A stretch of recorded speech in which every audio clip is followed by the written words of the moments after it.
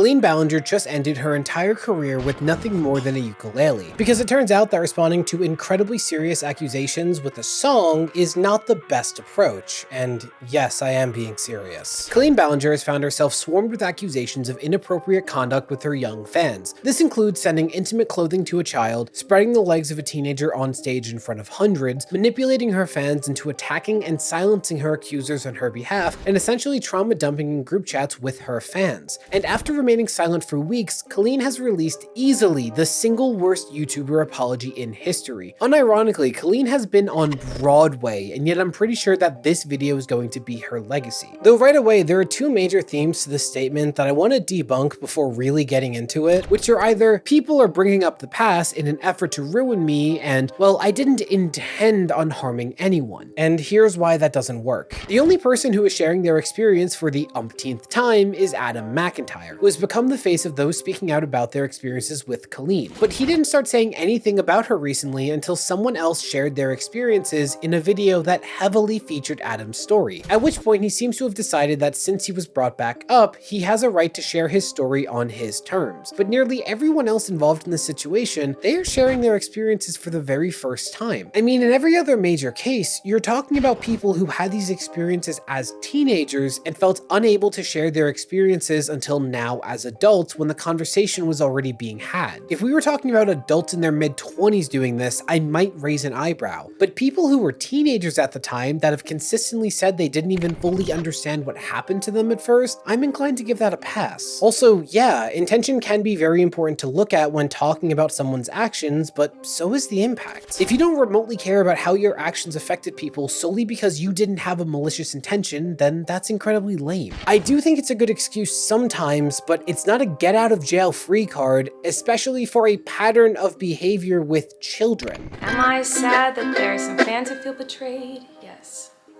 But was my intention to manipulate?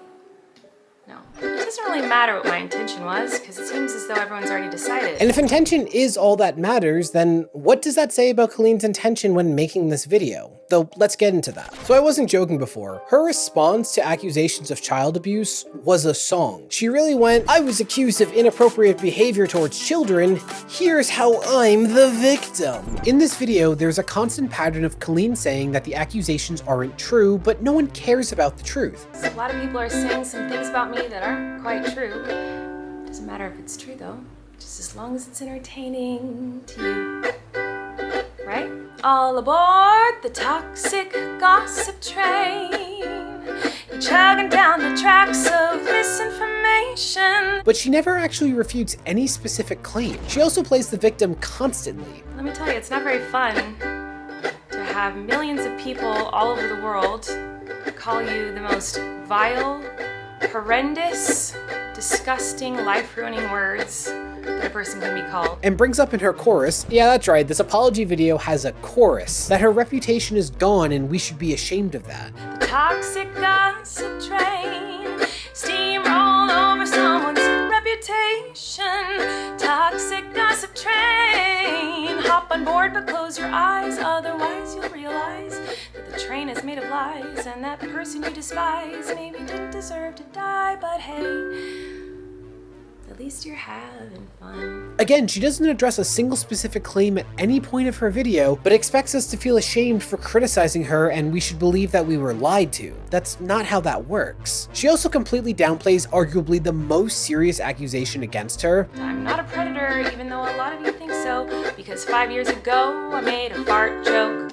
The fart joke that she's referring to there, she's talking about this clip. And the child in that video, she came out and described how vulnerable and exposed they felt in that scenario. Hi, okay, my name is Becky. I'm the girl in this video, and I think in this video I was about 16. Now, as soon as I stood up from the audience, I saw Colleen's eyes widen because she realized I was not wearing pants. But for some reason, that didn't stop her from continuing. In fact, no adult at any point stepped in this situation. So we get to the point in the yoga challenge where I am laying down and Colleen is spreading my legs basically as far as she can. She spreads them so far that you can see the spandex I was wearing under my romper, which thank God I was wearing. That is the moment I will never forget, where I was laying under Colleen and she was smirking down at me while thousands of people were laughing, and I was terrified that my body wasn't covered up enough by the spandex or the romper. I basically felt naked, so it felt incredibly sexually violating. As well as compared the incident to their previous experience with SA. And I'm not saying this was sexual assault, although people are debating that in that comment section, but as someone who has been sexually assaulted, this situation gave me that same feeling where it feels like you need to purge and like clean out your insides, you know, just that nasty, gross feeling. It's one thing to say that she lacked perspective and blew it, but for Colleen to say it was a fart joke is the whole problem here, because it was clearly so much more than that to that young girl. Like I've said before, it seems like Colleen either does not understand or care about the impact she has on the children she interacts with as long as she gets her laughs. And honestly, this whole video reminds me of the worst and best apology videos of all time. On the one hand, you had Sienna May, who in response to accusations of severe SA, released a terrible interpretive dance music video about how this was so hard for her. Hit him with the Mickey Mouse Clubhouse dance. Like, oh god, guess we got the wrong guy. He's not guilty, he just popped and locked on us. And then you had Quite, who was accused of the same thing, went into total silence, and came back with a bombshell response unpacking every sentence said against him with every scrap of evidence he could. He even published his entire message history with his accuser, including the messages not relevant to the accusations, to ensure that no stone was left unturned. And that's one of the few response videos to actually leave the person's reputation arguably better than it was before they were accused. So Colleen saw these two directions and went with "I'm the victim," the music video. She also constantly falls back on saying it's all gossip and rumors. Toxic gossip train.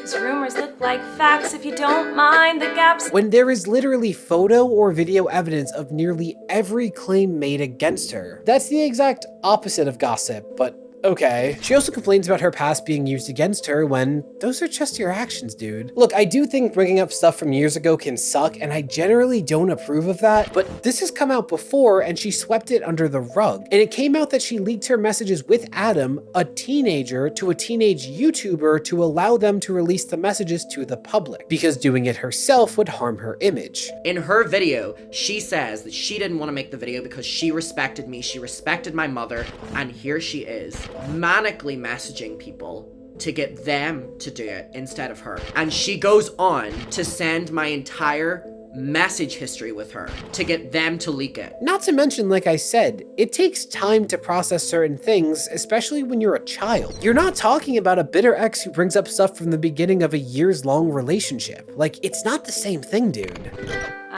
Even though my team has strongly advised me to not say what I want to say, I recently realized that they never said that I couldn't sing what I want to say, so.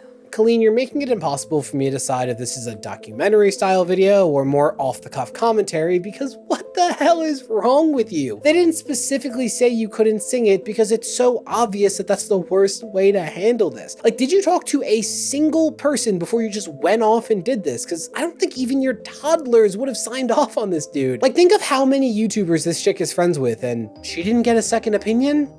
God. She also spends a fair amount of time saying that she did do the things that she was accused of, but not in the way that people are portraying. Many years ago, I used to message my fans, but not in a creepy way like a lot of you are trying to suggest. It was more of a loser kind of way, where I was just trying to be besties with everybody. It's kind of like when you go to like a family gathering, you know, and there's a weird aunt there who keeps coming up to you and going like, "Hey girl, what's the tea?" And you're like, ugh. That was me, but in group chats with my fans. Which is incredibly weak to me. That is a creepy way. Wanting to be friends with your child fans is creepy. This isn't Markiplier and Ethan Nestor, where two adults formed a personal bond and one happened to be a fan of the other. That's fine. What she's saying though, where she had kids give her sex tips while she trash talked her ex-husband, there's no redeeming factor to that. It's inappropriate, and that couldn't have been more apparent. I've been sharing my life online for over 15 years. I've poured my heart out to you, and because of that I feel like I'm talking to my friends, but in the beginning of my career, I didn't really understand that maybe there should be some boundaries there. There were times in the DMs when I would overshare. details of my life. Now, there's something to be said in general about content creators oversharing, but if you're doing it on public platforms like Twitter or YouTube, where there isn't a specific expectation for comfort from specific individuals, like I'm not saying that's fine, but it's better in my opinion, like this goes so far beyond a rookie mistake, sending intimate garments to your fans. She also starts to finally accept responsibility 2.5 minutes in, but then ruins it. Here's to see, because I changed my behavior and I took accountability. But that's not very interesting, is it? So let's go on the toxic gossip train. Colleen, the last time you addressed some of this, your actions didn't match your words, which makes it more than fair to bring this all back up in my opinion. And she goes on to dedicate an entire segment to how this is all just about hurting her, that no one being critical of her has any positive intention here. I hope that everyone can learn from their mistakes and grow and change their behavior and be a better person. And this is something that I've always tried to do when I make mistakes, and it's something that I will continue to try to do. What? Oh, you don't care? Oh, okay. I thought you wanted me to take accountability, but that's not the point of your mob mentality, is it? No. Your goal is to ruin the life of the person you despise while you dramatize your lies and monetize their demise. I know that's supposed to make me feel bad for making money from a video where I talked about her accusations, but that actually did the opposite, because I'm more than fine with profiting from bringing horrible people's behavior to light, so thanks for confirming that's exactly what I'm doing, Colleen. My cats appreciate you putting food in their bowls, because it is very expensive and they are very high maintenance. She then, to put it mildly, seems to have somewhat of a breakdown during her pre-written song. I feel like I can already hear the comments on this video. She's gaslighting, manipulating. Oh, she's a narcissist and a rat. I would never make a mistake like that. Oh, I'm sorry. I didn't realize that all of you are perfect, so please criticize me. Bring out the daggers made from your perfect past and stab me repeatedly in my bony little back. I'm sure you're disappointed in my little song. I know you wanted me to say that I was 100% in the wrong. Well, I'm sorry. I'm not gonna take that route of admitting to lies and rumors that you made up for clout.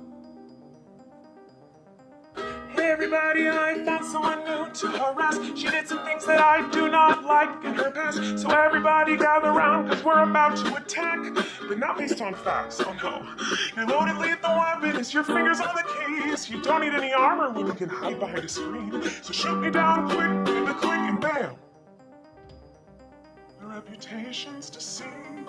Yeah, it's not stabbing you in the back for people to be disgusted with your behavior. Also, this is when I started to really not get why she made this video. It's just her saying that everyone calling her out is being mean to her and that hurts her feelings, and she doesn't like having her feelings hurt. No mention of why it's undeserved though. Colleen then goes on to address the character of Miranda Sings, basically saying that because the character was conceived as being PG-13, she bears no responsibility for Miranda's actions. I wanted to take a minute to talk about that girl, Miranda Sings. You know the one. Yeah, her. She's PG-13.